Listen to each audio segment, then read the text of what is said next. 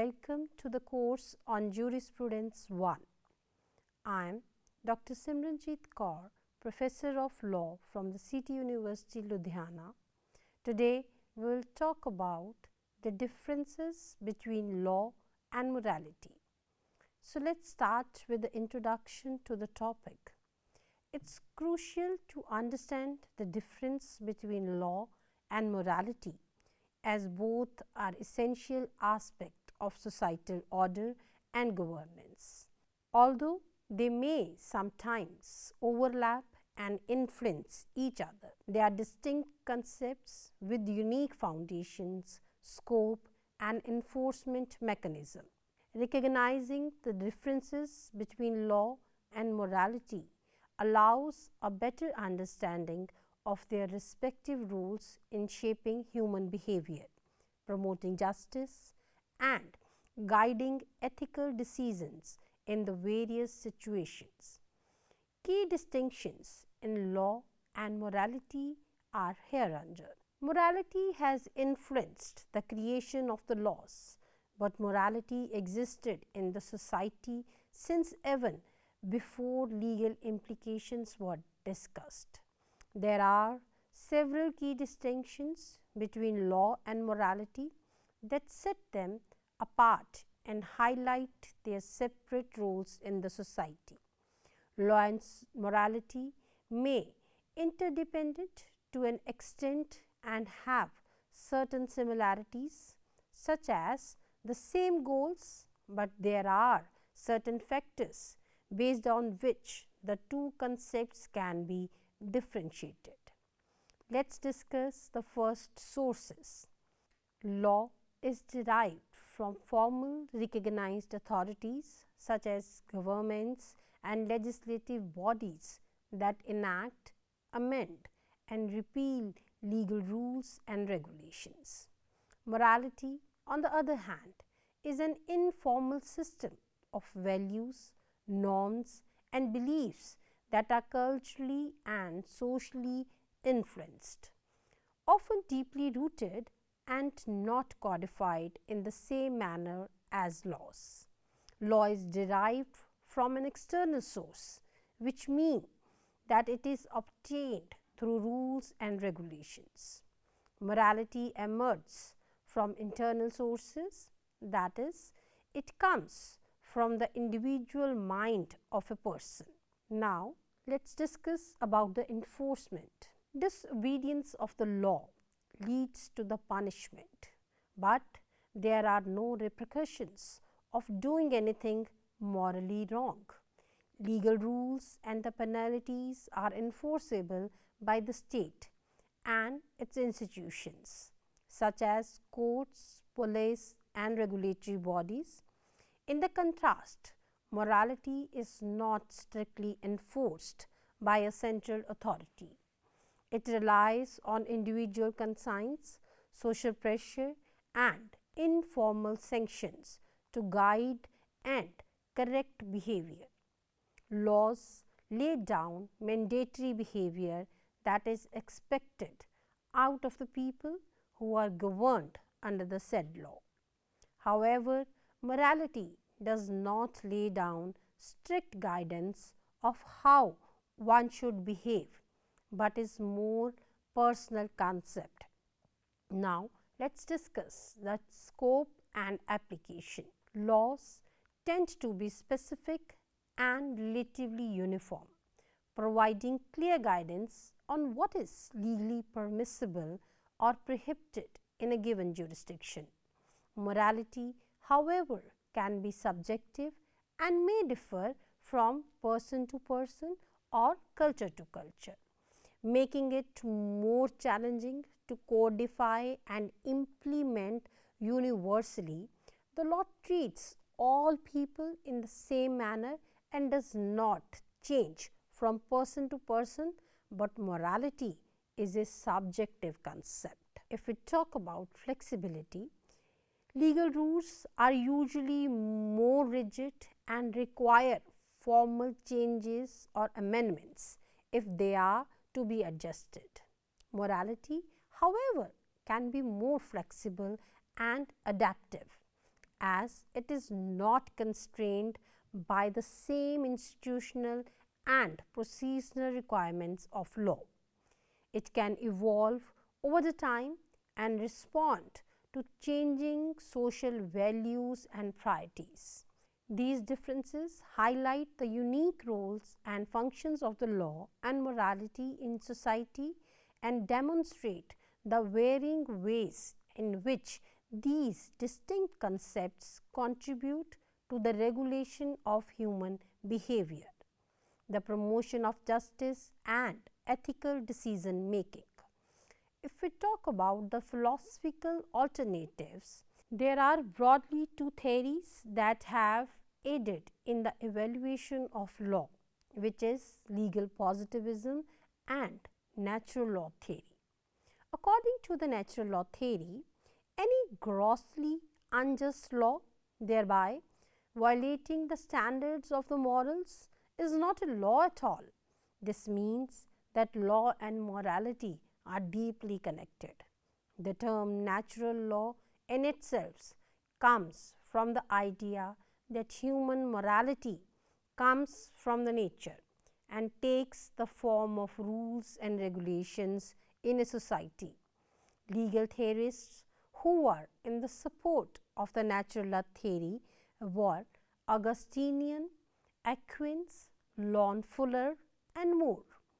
Legal positivism, on the other hand, states that legal body exists devoid of any norms of moral. That being said, this theory does not entirely deny the influence of morals on the law. The theory follows the view that all the laws, rules and regulations are man-made and thereby advocate the separation of laws and the morals. Legal theories who advocates for the legal positivism include John Austin and H.L.A. Hart. Hart-Fuller debate on the law and morality. The Hart-Fuller debate is one of the most interesting exchanges of the ideas and opinions between Lon Fuller and H.L.A. Hart on the intriguing interdependency between law and morality. This was published in the Harvard Law Review in 1958 and essentially highlighted the differences in the opinion in the positivist and the natural law philosophy. To understand the points put forth by both these ideologists, it is important to analyze their belief and reasoning behind them separately. H.L.A. Hart is a positivist and is thereby of the opinion that while there may be a close relationship between law and morality, the two are most definitely not interdependent. That being said, Hart does believe that law has been heavily influenced by the morals that prevail within the society. According to him, a clear distinction needs to be made between what law should be and what it ought to be.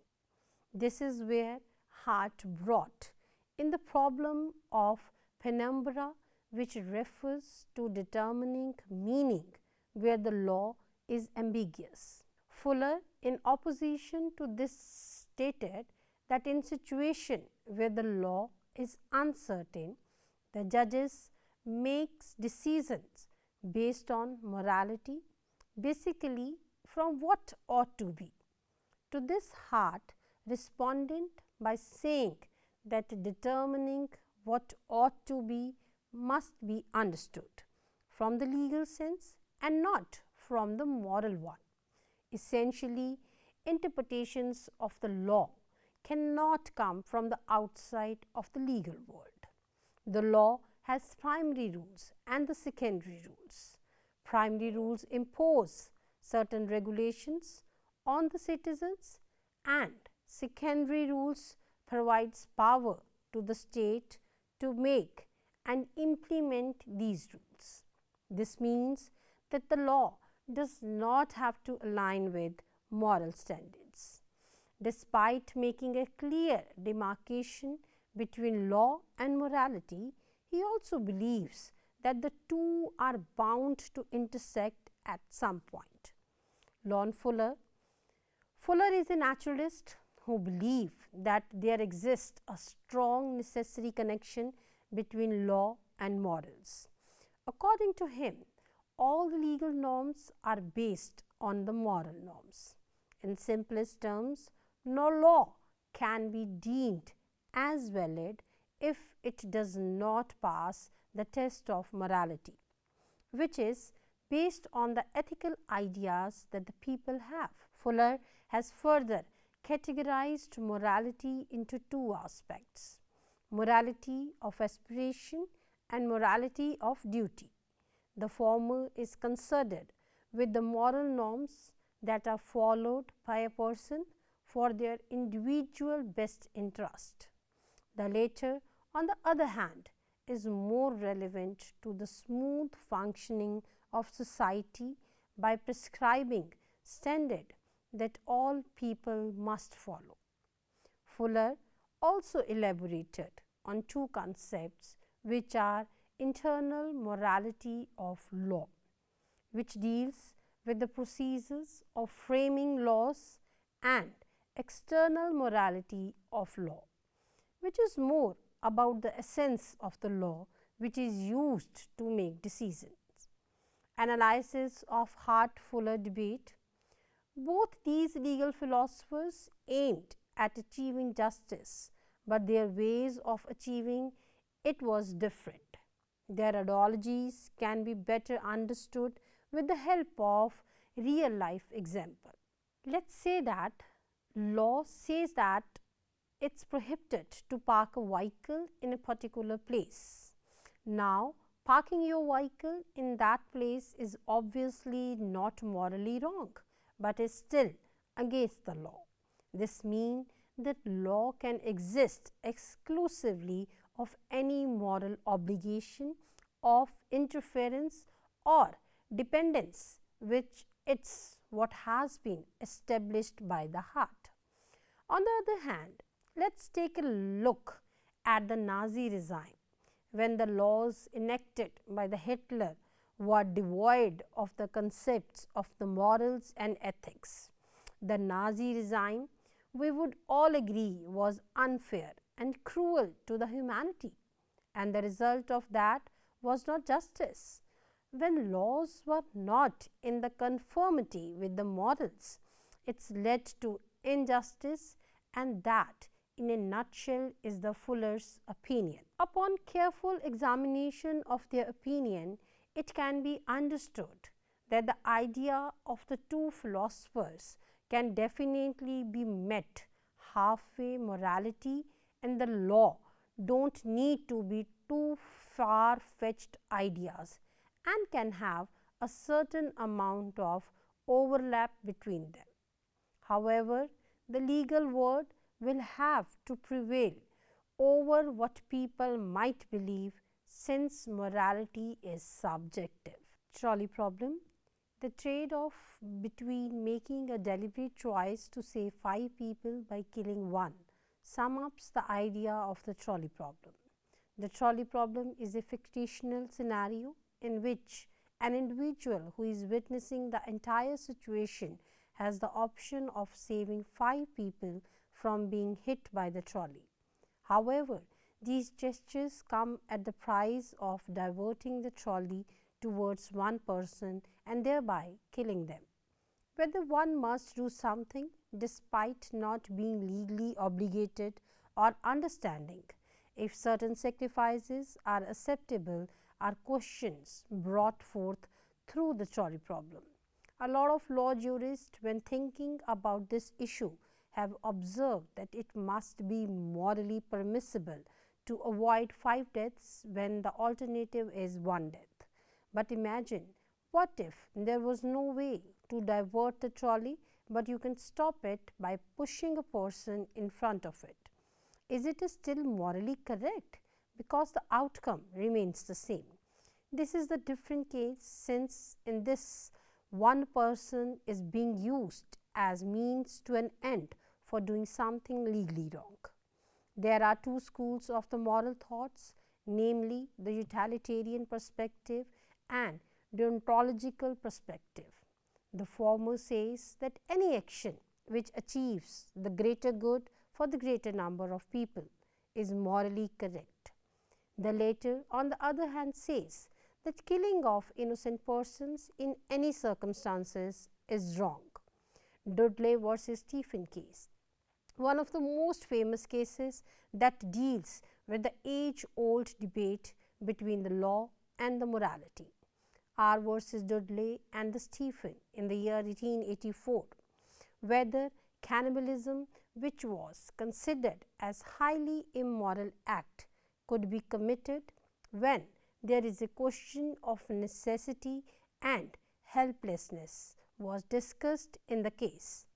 The facts of the case involved four men who were stranded in a boat in the middle of the sea, far away from the land. The men had no way of contacting any person and were stuck in the boat without any food and water. After torturing themselves for the 7 days without food and water, the captain of the ship, Thomas Dudley, found an immoral solution. He suggested that one of the four men would have to make a sacrifice so that the other three could survive by eating his flesh. Edward Stephen agreed, while Ned Brooks refused to go ahead with this plan, and Richard Parker, the cabin boy, was not consulted. Eventually, the boy was killed by Dudley and Stephen, following which the three men fed on the boy's flesh. When the men were rescued, the two men were tried for committing the grave offense of murder. While prima facie it appeared that a crime was committed, the case discussed whether at the moment the man, being morally right for saving his own life, could be excused from the shackles of the law. However, a clear distinction was made between law and morality, and it was observed that personal inconvenience or an attempt to save your life by killing another cannot be used as a justification. Now, let us discuss the role of law in society. Law serves several essential functions in society. For example, it provides an authoritative and clear set of rules for the people to follow. Point number 2, it establishes consequences for those who breaks the rules. It also settles the disputes between individuals and groups. It defines the structure and organization of different institutions within the society. Law helps maintain order by providing a framework for the citizens to follow, creating a sense of security and stability. Moreover, law is an essential tool for protecting the rights and the freedoms of the individual, ensuring fairness and justice in various aspects of the life. Role of morality in society. Morality shapes the behavior of individuals and the groups in the society and serves several vital functions. It guides people on what is considered good and bad behavior. It helps people make a decision in the complex situations. It fosters a sense of social cohesion and shared values. It can act as a check on individual desires, promoting altruism and empathy in the community. Morality helps create a more harmonious society by encouraging individuals to consider the well-being of the others and make responsible decisions. Furthermore, the morality can influence the development of the law, as law may be based on prevailing the moral values in the society. Challenges due to the interlink between the law and morality. The two concepts of law and morality may be different from a lot of reasons, but the one thing that they have in common is that the two affect the way we live our lives. Both morality and law are ambiguous concepts without any defined meaning. Both of these notions have evolved with the new ideas that emerged with time. Nowadays, it has appeared that idea of morality has started to differ from one person to another. This means that morality in itself has become subjective. What may be morally incorrect for one could be morally correct for the other. When there is no fixed standard of what may be morally right, how exactly can the lawmakers base laws or morals? The modern world is witnessing a clash between law and morality, and there are multiple issues where these two concepts must not overlap, and the new law must entirely dependent on the existing legal framework. A progressive outlook which may not be entirely in the line with the morals is required to enact laws that will ensure the justice. The following issues can be analyzed to understand the struggle between law and morality from a practical perspective. LGBTQ rights. There is a constant conflict within our society regarding the rights of LGBTQ community. Not everybody thinks that same-sex marriage or being the transgender is morally correct. However, this cannot take away from the fact that when you disallow same-sex marriage or refuse to give to this community's right that every citizen deserves, you are violating the basic principles of Indian Constitution such as right to equality and right to live with dignity enshrined in Article 14 and Article 21 respectively. Basically, there is a clash within the society regarding what is morally correct and incorrect.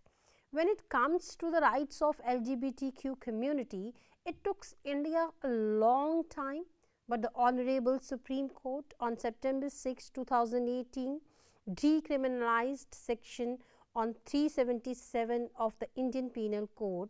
Had the Supreme Court continued to base the law on what people in the society believes to be moral instead of the principles of the Indian Constitution, it never would have been able to take such a progressive stance in this field. Live-in relationships. Live-in relationships have often faced a lot of scrutiny from the society. Despite it being legal, there are a lot of moral judgments that follow. The Honorable Supreme Court in the case of S. Khushbu versus Kanyamal in year 2010 held that live-in relationships are legally recognized as domestic relationships and thereby protected under the Protection of Women from the Domestic Violence Act 2005. It was observed that live-in relationships comes within the ambit of the right to life ensured under Article 21 of the Indian Constitution of India.